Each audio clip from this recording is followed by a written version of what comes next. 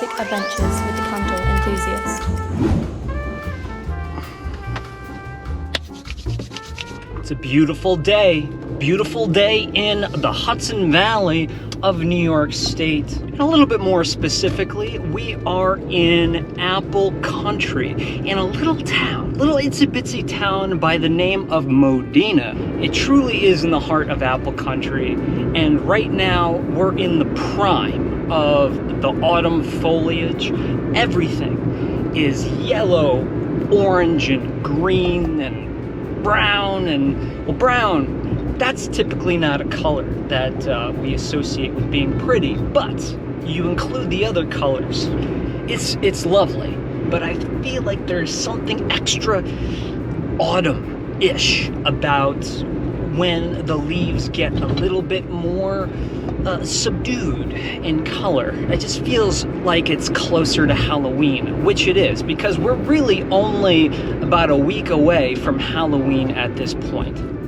All of this to say, I felt the need, the urge to get out today and find something festive, something seasonal to do. And what better thing to do in apple country than to pick your own pumpkin? That's right. We're going to find the perfect pumpkin today. I need one for my front porch. I had one, but a squirrel got to it.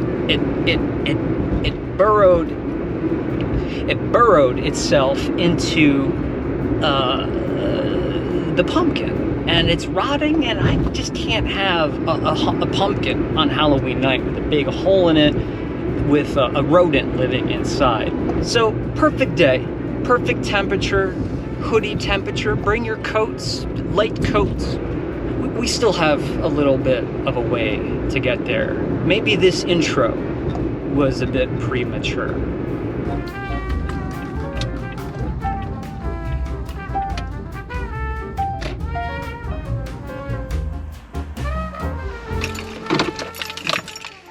All right, so we just parked. I spent $10 to get this bag. The key is we can fill this bag up with as many apples as we want. And I know just the apple varieties to fill this puppy up with. A map, Hurds Family Farm, all the places to pick your own apples. Also, there's a list of activities. Kids Corral, okay. Farm animals, there's 2 asterisks next to farm animals. Bounce pillow. Got to use a little bit of imagination for that one. Apple launcher, all right. Obstacle course, fish feeding, giant slide. You know, they offered me fish food at the main gate. They asked me if I wanted to buy fish food. I thought like they were in the fish food business. I couldn't imagine why they wanted to sell me fish food. Now I get it. You buy the fish food to feed the fish. I should have known. Corn mazes, cow train, all right. Duck race, gem mining, nature trails. So let's get to it. I'm all ready. Are you? Come on.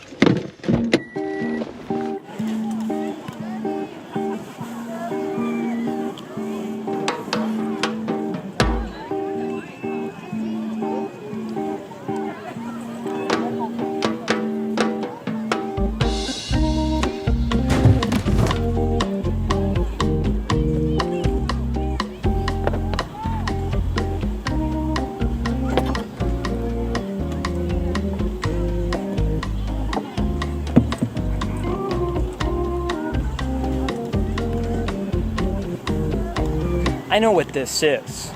This is the cow train. Yeah, let me show you what I'm talking about. These are 50-gallon drums, and they are hitched together. They attach a tractor up front. They go high speeds, at least high speeds for a farm and a tractor, through a corn maze. It's kind of like a farm version of a roller coaster. But at the very least, maybe I should get into one of the cows so you can see that it's not just for kids. Oh, that was a tight fit. and my knees are definitely popping up above the surface. But there's a seatbelt, so you know that you're gonna be safe no matter what. A tractor pulling you around a farm, I can't imagine any accidents happening. All right, so we're at the main entrance, heading on in to see all of the attractions, the concessions, the seasonal activities and festivities. Let's see what we have in store. The big moment, the grand reveal. Check this out. Oh yeah. Oh yeah. Families basking in the holiday cheer. I see pumpkins, I see apple trees, I see people having snacks of all kind. In fact, this whole location smells like a giant apple cider donut. You cannot escape the smell of apple cider donuts.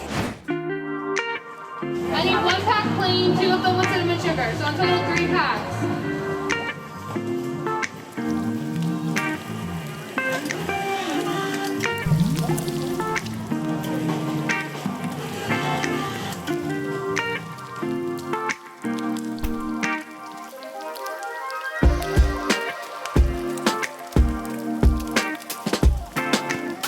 But let's get down to business here. Brass tacks. We're going to be talking about pumpkins. I'm going to fill you in on all I know about the gourd. The truth is, I know very little about the gourd, the pumpkin. I don't even know if it truly is a gourd. Is it a fruit? Can fruits be gourds? I don't know. All I do know is that I need one, and I'm not really particular when it comes to picking a pumpkin. You know, as long as it's round, I'm pretty much good to go. If it has a stem, bonus points. But it's very symmetrical in shape. Can you see that? Imagine a face right here on that pumpkin. Yeah, it's easy to do, isn't it? Right? And that stem, well that has personality. That's got tons of personality. And here comes a tractor. I wonder if we should get on the hayride. It seems like perfect timing to jump on a hayride. When is it not a good time to get on a hayride? I don't know. I wouldn't be able to tell you.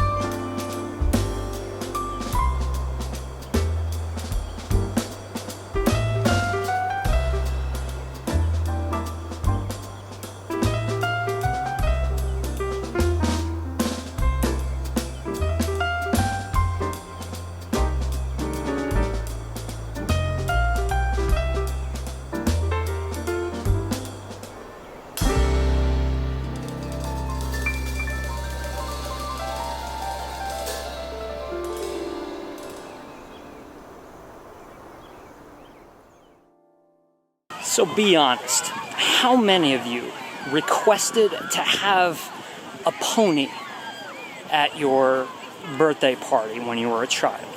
5 years old, 16 years old, sweet 16? Well, if you never had a pony for your birthday, they have you covered.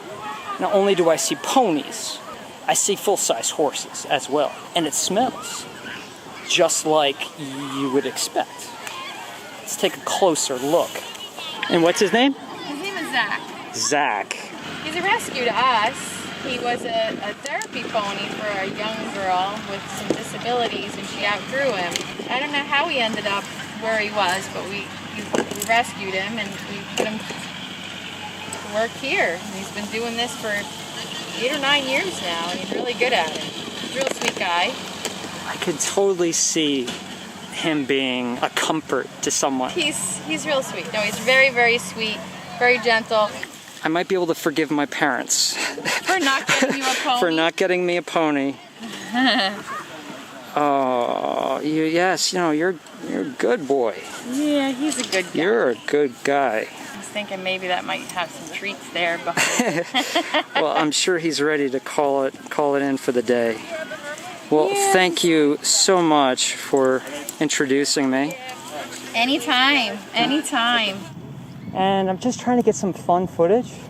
If I give one of the kids a GoPro, have him jump around with it for a little bit, would that be cool? It's rolling, so whenever she wants to grab. Yeah, just have fun with it, yeah.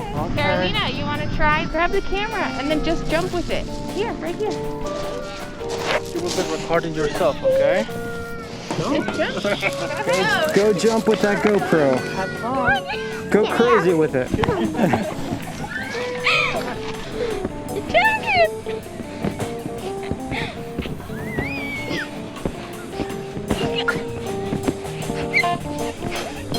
Okay, Karen.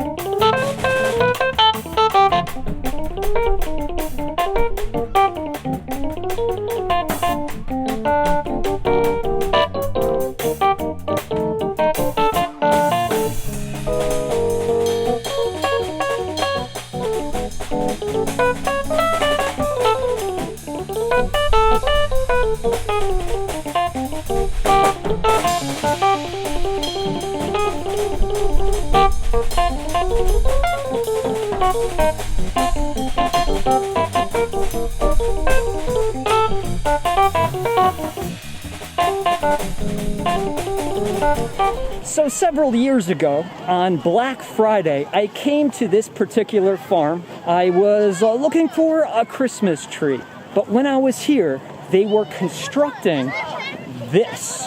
This is called simply the huge slot. It's a big mound of dirt, but interestingly, they drilled a hole. They dug a hole through this mound. This allows for kids to run back and forth through this tunnel. Made this wooden structure around the dirt. Kind of looks like a pirate ship. Whenever I go into something like these water drainage pipes, now I want to be clear about this. I don't do that often. You might take that the wrong way, like I'm crawling through sewers. I don't. I'm a child at heart, so whenever I see things like this, I like to go inside. But something that I've noticed, ooh, my ears are popping. With tunnels like these, not only are the acoustics, or the echo, let's just call it the echo, incredible. It sounds like I'm in a Coca-Cola can, and I'm very small. But what I've noticed is the wind picks up dramatically. It just funnels in. You know, if you kind of do one of these, my hair's not blowing enough. But I do feel the wind. And if I make it look like I'm struggling, I can kind of do a die-hard Bruce Willis stunt. Oh, the sounds, the acoustics. It's really windy. I'm pushing against the air because there's an extreme draft coming my way. I am exaggerating, but there is an extreme draft. And if I milk it just a little bit, I can do like a Tom Cruise Mission Impossible thing. Especially if I, really stretch, my arm out like that and get a cutaway of my fingers all red and gripping the sides. But really, it's actually quite easy to walk through. The wind is just not strong enough. Otherwise, I'd really ham it up. I mean, I would really give you a show. But let's see if we can catch a very brave child. There he goes. Two girls, I couldn't see, and down the slide they go. I was terrified. I was worried. I was very embarrassed. Tally-ho! But these kids, they're braver. They're braver than I am, and also a lot less embarrassed, which makes perfect sense. They shouldn't be. They weigh nothing. They just gracefully glide. Whoa, here comes a little one. That's a little girl. And she's got a big smile on her face, as does this boy who lost his shoe. Did he lose both shoes? It's time to go on the huge slide. Let's just push the kids out of the way, so this way I don't have to wait in line and be embarrassed. Tally-ho!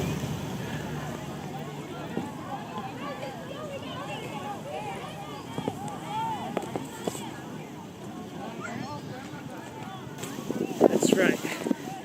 It's the way I play this game.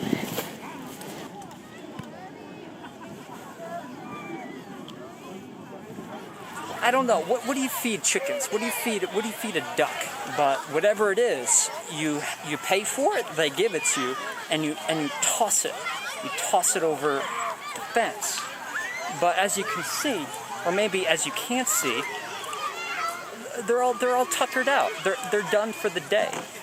They're no longer hungry. A lot of people are going to be going home with duck food, and I'm not sure if there's any culinary purpose, a way you can utilize duck food in the kitchen.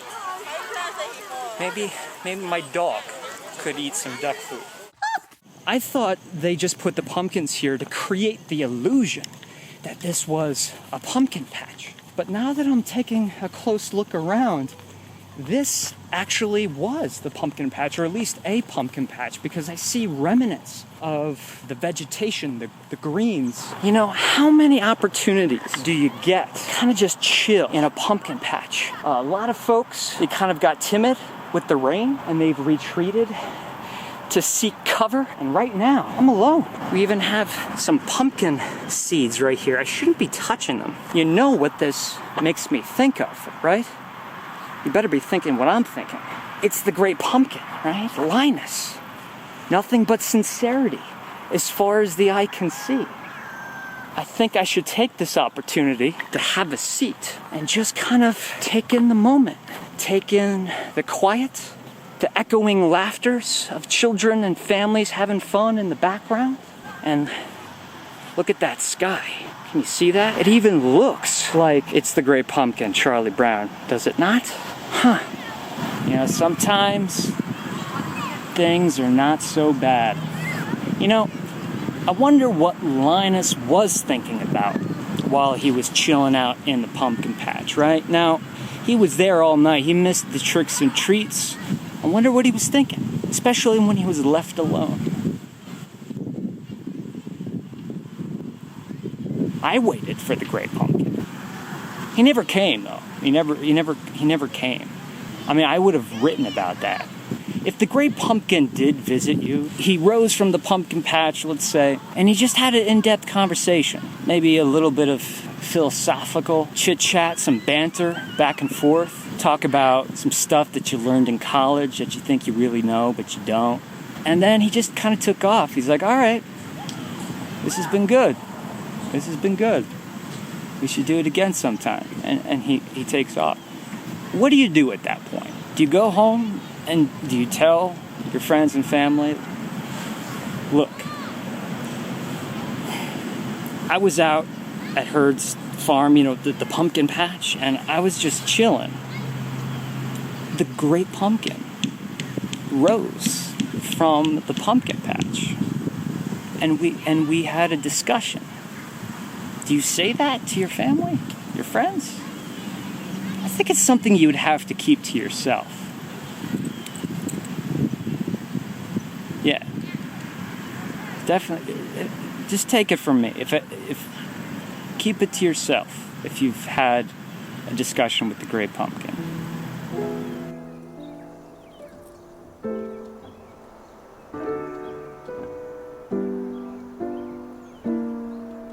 I just found a little rubber ducky. Some child lost their little duck. What's the right thing to do?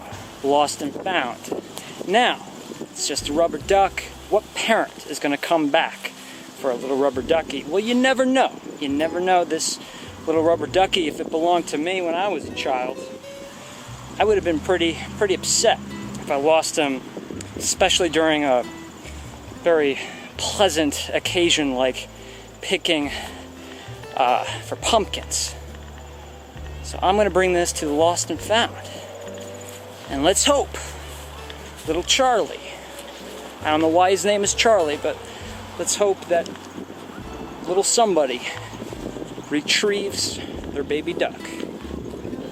But you know, being out picking apples, being around the pumpkin patches, I'm telling you, it's a very nostalgic thing. I used to do this all of the time as a kid. Later in my life, I spent a lot of time in the vineyards, but when I'm here in apple country, or pumpkin patches, cornfields, whatever they may be, it makes me feel nostalgic. It makes me, makes me miss childhood a little bit. And sometimes nostalgia, nostalgia is great, but sometimes it's a little melancholy, to say the least. And I'm definitely feeling that. Sometimes fighting off those feelings are pretty difficult. I used to bring a camera with me to all of the orchards, the farmers markets, picking pumpkins, haunted hay, all of those things. I would have a camera in my hand. My father was the person who first put that camera into my hand, camcorder into my hand. Yeah, I've always had the camera in my hand. My father would say, because, it took a lot of trust to put his baby, his camcorder, in a young kid's hands. He's like, you're all right. I trust you. Just don't get crazy with it. That's what he would say. Don't get crazy with it. And I've stuck to his advice mostly throughout my life in regards to cameras. But sometimes it's fun to get crazy with it. So let's get crazy with it, shall we? Amazed at all of the dropped fruit, all of the apples, all of these apples that are lying on the ground could be made into some homemade apple cider, hard cider.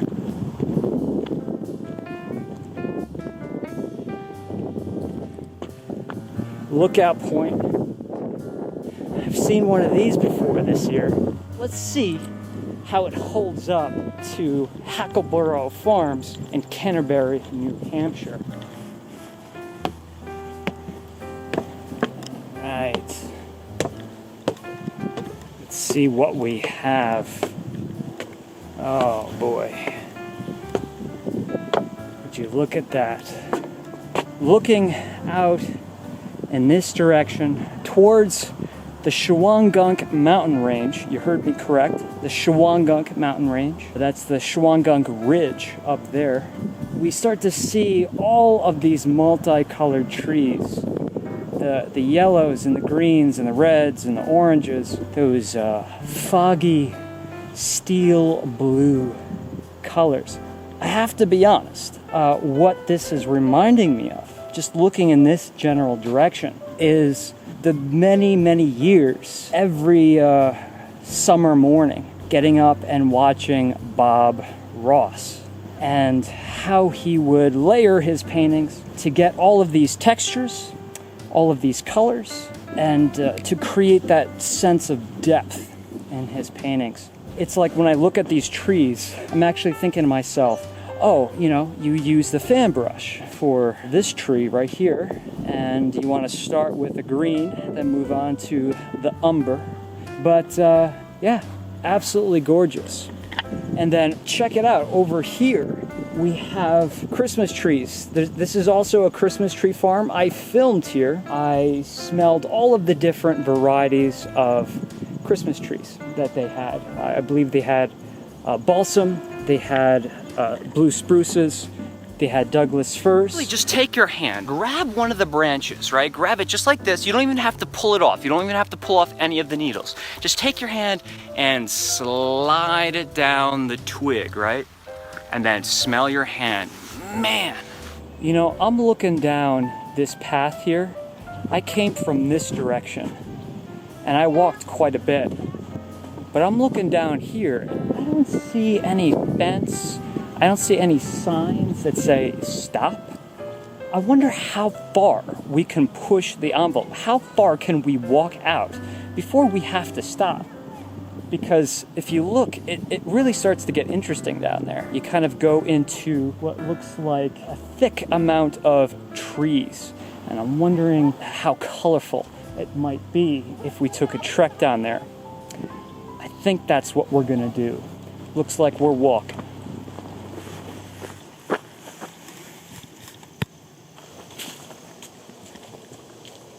Yeah, that's exactly what this is. I don't know if this is man-made or not. It kind of looks like it. But check out this tube, this hose. So you stick the straw into the water and you drink the milkshake. They pump up the water, and here there's some gas-powered pump. It's gonna suck up the water that will help irrigate the apple trees when necessary.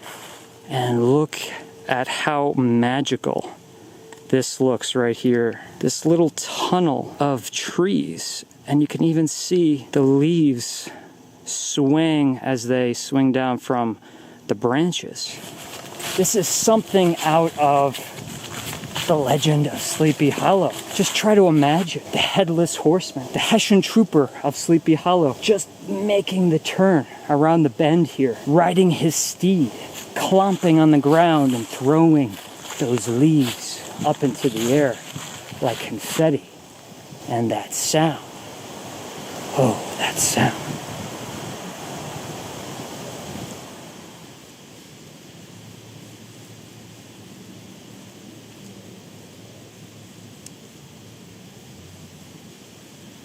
So we came from down there, and then as we turn the bend, look at this. This is truly something out of an autumn or Halloween television special. Making the choice to just keep walking is definitely the right thing to do.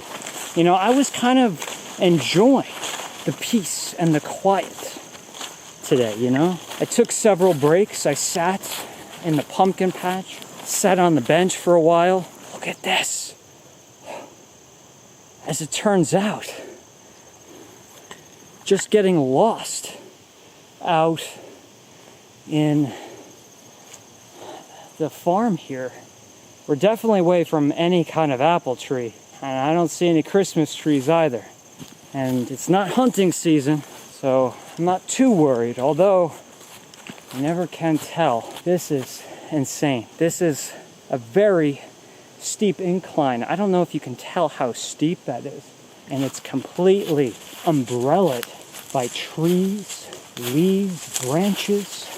I hear little critters, little squirrels of the forest. Let's hope that's what they are. Nothing more dangerous. Gnarly vines that wrap around the tree like this. Check this out. And that goes up way high into the tree. There was something very specific that I knew I wanted to look for when I got under here, when I saw it from a distance, and I found it. A log. A log, you ask? Why do I want a log? Well, I want a place to rest my weary bones and soak up this environment. Empire apple. I believe that's what I picked. It's nice and small, which is good, because I want a taste, but I don't want a meal. The skin, baby, the skin. You know, with the wax coatings that they put on apples in the grocery stores, you're never gonna get the smell of the apple skin, at least not to this intensity. You know, Macintosh, Jonah Golds, even Golden Delicious apples have a very fragrant skin. You know, you can almost swear that you can smell the fruit, specifically the juice, through the skin. Let's give this a bite. I don't take small bites. I hope that's okay. It's so sweet, and yet it's still incredibly tart. Man, I can't state it enough. The importance of having fruit that is not overripe. As a fruit ripens, the sugars increase and the acidity, the acid decreases. So although a really ripe piece of fruit is juicy and super sweet, syrupy at times, you're missing out on the acidity. It's mouth puckering, you know? It's hard to speak. You get the little pinch in the corner of your jaw. Call me crazy, but I just broke off a piece of this log that I'm sitting on, and I'm gonna keep it. I'm gonna put this in my backpack, and I'm gonna take it home as a little token, a souvenir of this moment. Maybe I'll make it smaller, but put a little tag on it, and within some time, maybe a few years down the road, I'll look back on it, and not only will I have this video, but I'll have this little piece of aromatic tree. They're free. They're free, people. I'm not wearing the correct shoes for this kind of terrain and this steep incline. I'm already slipping. Let's hope that I can make it to the top without falling. It's literally almost like walking on ice, or very slick snow. Christmas trees.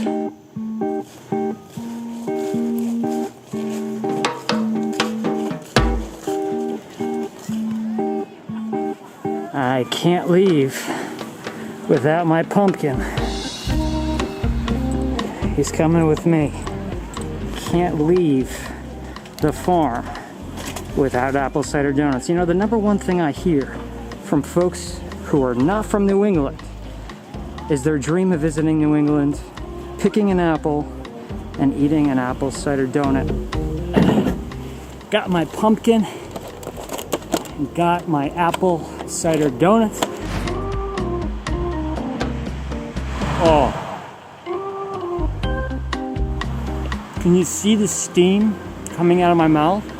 I hope you can, because that would be gross. Making me ready to go, to get my car, and to start a whole new adventure. Where we're going, I have no idea, but we'll find out soon enough. But for now, I want to thank you for joining me on this little journey. Wonderful hospitality, and an overall fantastic time. I really enjoyed myself today, and I hope you did too. I'll see you guys soon, but until then, be good, will ya?